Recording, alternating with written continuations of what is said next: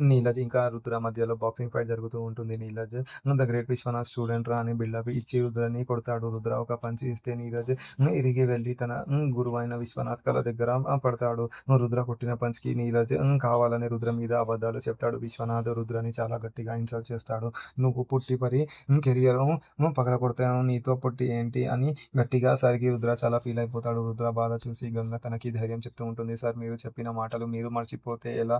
మీరు గతాన్ని గ్రహించి మీరు అనుకున్నది సాధిస్తే అందరూ నోళ్ళు ఆటోమేటిక్‌గా మూత పడిపోతాయి" అని చెప్పి రుద్రతో మళ్ళీ జోష్ నింపుతూ ఉంటుంది. కార్తీక్ యాక్సిడెంట్‌లీ ప్రమీలని ది డాష్ ఇస్తాడు. "అక్క చెప్పిన రెండోసారి ఈ ఎవడితో యాక్సిడెంట్ అవుతుంది" అని సెంటిమెంట్‌తో మళ్ళీ టీ ఇవ్వడానికి ట్రై చేస్తూ ఉంటాడు. కానీ ప్రమీల మాత్రం సీరియస్‌గా క్వాలిటీ బాగాలేదు అని కార్తీక్‌ని క్లాస్ పీకి టెన్షన్ పడుతూ ఉంటుంది. గంగ "నేను మీ ఆశయాన్ని నిలబెడతారు. మిమ్మల్ని గెలిపిస్తాను" అని రుద్రకి ప్రామిస్ చేస్తుంది. గంగ ఇంకా రుద్ర కలిసి విశ్వనాథ్‌కి గట్టిగా రిప్లై ఇవ్వాలని ప్లాన్ చేసుకుంటూ ఉంటారు. నెక్స్ట్ ఎపిసోడ్‌లో ఏం జరగబోతుందో అనేది